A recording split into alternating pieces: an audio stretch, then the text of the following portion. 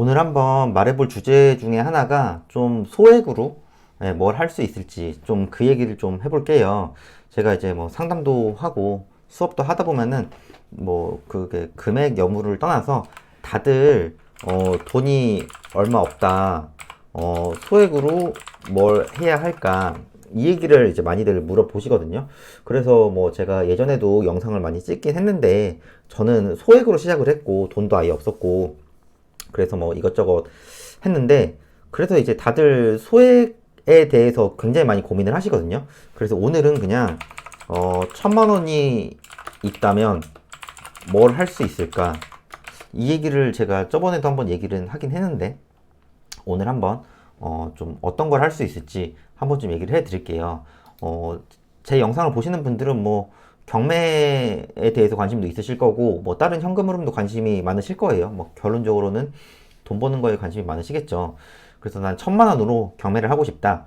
그러면 일단은 경매 검색을 들어가셔가지고, 경매가 거의 2만 건이 넘지 않았습니까? 예, 계속 이제 경매가 나오는 게 이제 엄청 많아지고 있거든요.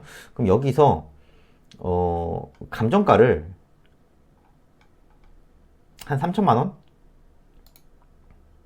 한 2천만 원 정도 할까요? 검색을 하면은 1,500건 나오죠. 예, 사실 감정가는 시세가 아니지만은 주위 거래가액이라든가 이런 걸 봤을 때 보통 감정가를 판단하거든요. 그래서 이런 걸 봤을 때 보통 뭐가 많이 나오죠? 지금 토지가 많이 나오죠. 예. 토지가 많이 나오기 때문에 저는 여기서도 그나마 조금 매도할 수 있는 거, 예를 들어 이런 지분 경매라든가 이런 것도 보시면은, 어떻게 보면 이게 지금 전라남도 고흥이지만은 이런 땅을 어떻게 매도할 수 있을까라고 생각을 하실 수도 있어요.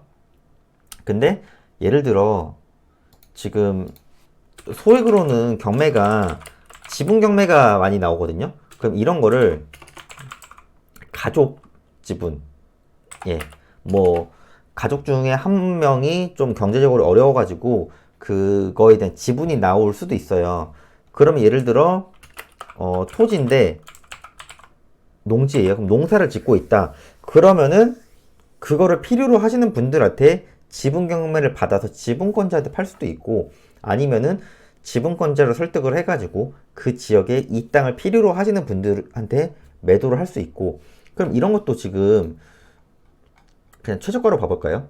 매각 최저 입찰가로 보면은 몇천 원짜리도 있지만은 몇만 원짜리도 있고, 몇십만 원, 뭐 한 100만 원짜리도 있고 엄청 많죠. 이제 상가도 있지만은. 예. 그럼 이런 거를 필요로 하시는 분들한테 한번 매도를 해보는 거죠. 그러면은 저한테 또 그래요. 지방 토지가 팔린다고요? 네, 저한테 이 얘기를 많이 하시거든요. 근데 이거는 안 팔아보신 분들이 하는 얘기고, 실질적으로 지금 낙찰받으신 수강생분이 있는데 이분이 500만 원에 받았거든요. 근데 시세가 한 700만 원 정도 되는 것 같아요. 이 정도 되더라고요, 보니까. 그럼 이런 거를 한 600만 원에 매도를 하는 거죠. 매도는 충분히 되거든요. 네, 이미 누군가 농사를 짓고 있고, 그러면은 이거 한 번 해서 100만 원 정도 차익이 나는 거죠. 네. 아니면은 나는 곧 죽어도 주택을 하고 싶다. 그러면은 여기서 주택을 가셔가지고 주거용을 가셔서 이제 대항력 있는 임차인 있죠? 네. 대항력 있는 임차인을 클릭을 하시면은 벌써 이것도 4,500건이 나오죠? 그럼 이런 게 뭐가 있냐? 선순위 임차인이에요. 예, 그러면은 이분이 배당을 못 받으면은 낙찰자 책임이죠.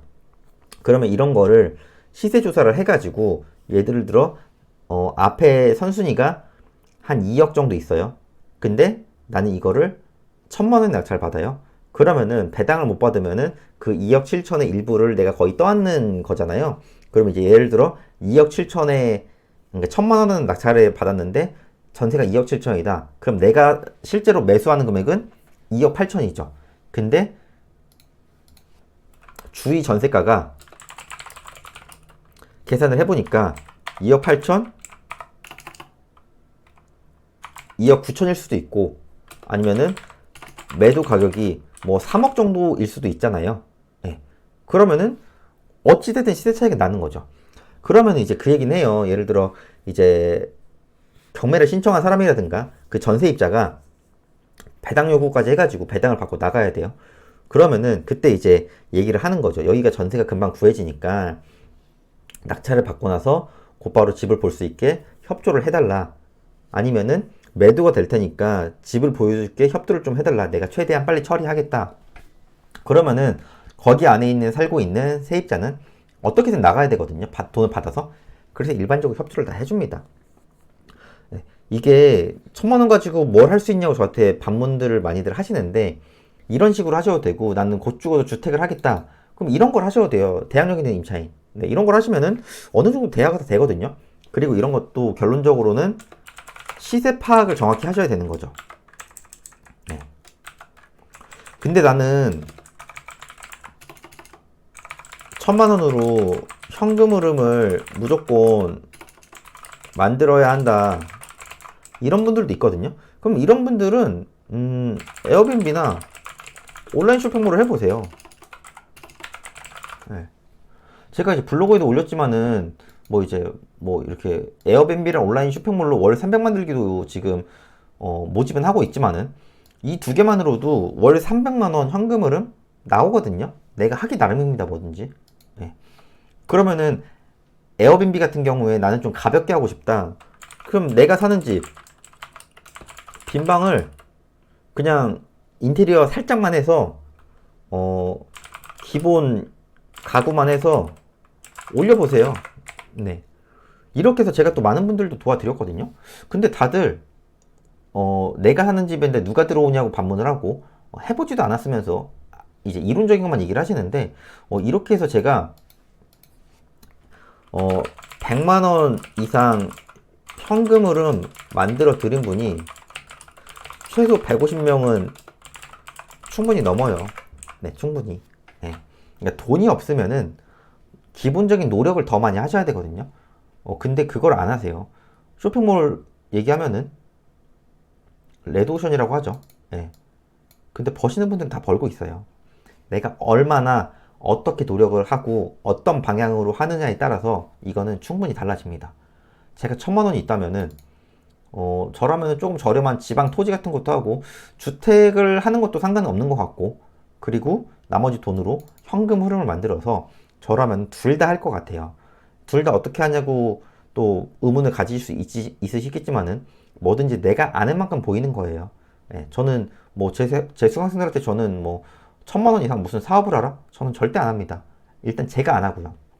그렇기 때문에 소액밖에 없으신 분들이 있으실 거예요. 예, 그런 분들은 아무래도 소액이다 보니까 기본적인 노력을 좀 하실 생각을 먼저 하시는 게 일단은 첫 번째고요. 그 다음에는 좀 경험자들, 그게 뭐 제가 될 수도 있고 제가 아닐 수도 있고 다른 뭐 강사분들도 있지만은 그렇게 좀 경험자분들 찾아다니면서 현금 흐름이라든가 이런 경매로 자산 증식을 어떻게 할 수 있을지 이런 거를 한번 좀 충분히 얘기를 해보시고 그리고 기본적인 노력, 예, 정말 미친 듯한 노력을 조금만 해보세요. 예, 그러면 생각보다 길이 잘 보일 테니까요. 돈 없다고 너무 낙담하지 마시고 하루하루 좀 최선을 다하시면 좋겠고 주말인데 누군가는 주말에도 계속 이렇게 찾으려고 노력하고 누군가는 주말이니까 그냥 쉬고 있는 거죠. 그래서 이런 하루하루 시간을 내가 어떻게 얼마나 쓰느냐에 따라서 많이 갈리니까요. 좀 하루하루 최선을 다하셔서 소액으로 무언가를 만들어 보시기를 바라겠습니다.